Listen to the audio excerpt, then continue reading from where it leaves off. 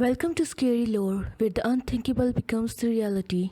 Today we are diving into the shocking disappearance of Lisa Renee Irwin, a 10-month-old baby who seemingly vanished into the thin air from her Kansas City home in 2011.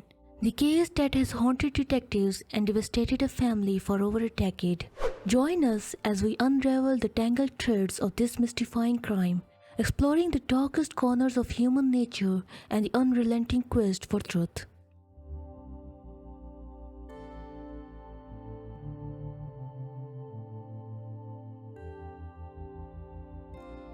Meet Lisa Renee Irwin, a sweet and innocent baby girl born on November 30, 2010 to loving parents Deborah Bradley and Jeremy Irwin. The family of five, which included Lisa's two older brothers, lived in a cozy home in Kansas City, Missouri, filled with laughter and joy.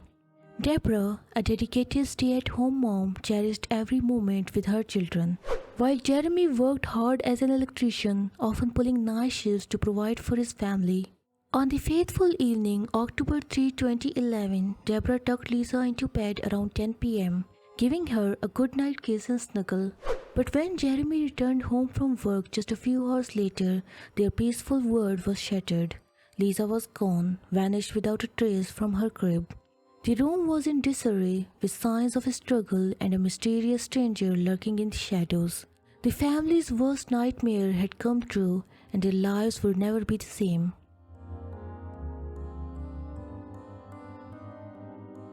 The Kansas City Police Department sprang into action, launching a thorough investigation into Lisa's disappearance.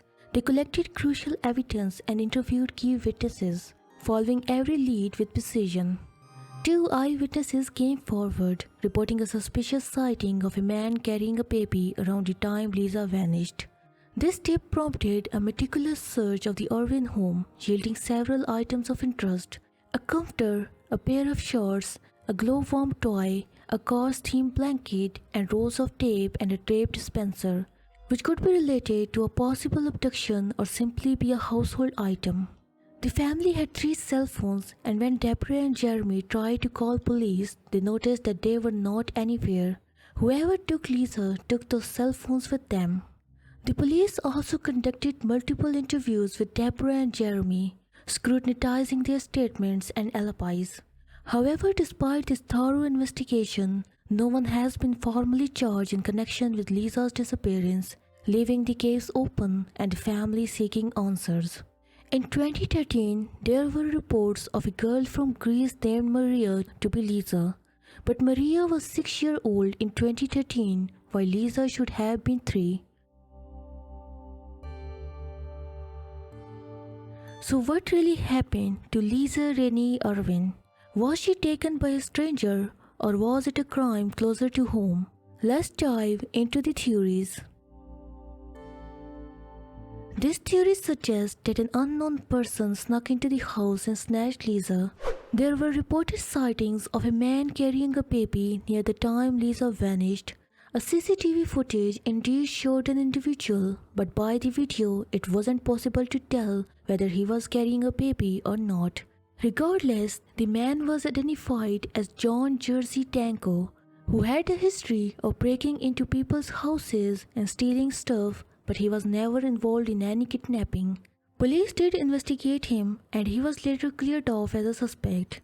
But that doesn't mean there wasn't anyone else who could have done the same thing. It's possible, given the open window and door and the missing cell phones. Talking about cell phones, police found out that on the night Lisa went missing, there was a call made from one of those cell phones, and it went on for 50 seconds. Whom was that call made to? Police found out it was a woman named Megan Wright, who so happens to be John Tanko's ex. This raised a question: if John wasn't involved and was cleared as a suspect, why his ex received a call from the cell phone stolen from Lisa's house? Some believe Deborah, Jeremy, or both might be involved in Lisa's disappearance. They were the last ones to see her alive, and their stories have some inconsistencies. Like Deborah said that the last time she saw Lisa was around 10 p.m., But that wasn't true because police later found out that on that night at around 10 p.m. she was out drinking with friends. Deborah admitted that she was indeed out drinking and the last time she saw Lisa was at around 6 p.m. Police asked Deborah to take a lie detector test and she did. But the results of that test are a little vague because according to Deborah, police told her that she failed the test. But that was just them telling her that she failed, not actually showing her the result. So the validity of that test is questionable. But we think it was a ploy used by police to get something out of Deborah. This theory might seem plausible, but would a parent really put their own child in harm's way?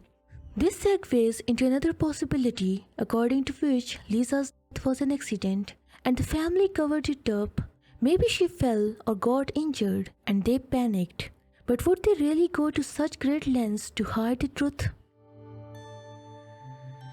There's another theory, and I believe it's plausible.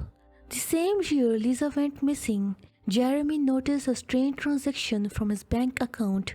The transaction was to a website from UK, which changes legal names and make birth certificates. So maybe Lisa ended up in the hands of a child trafficking ring. But why make the payment from Jeremy's account?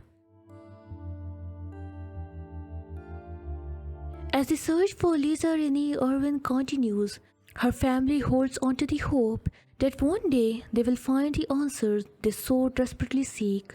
We hope that by sharing a story, we can help bring closure to those affected and shine a light on the harsh realities of true crime cases like this one. Thank you for joining us on this journey into the unknown.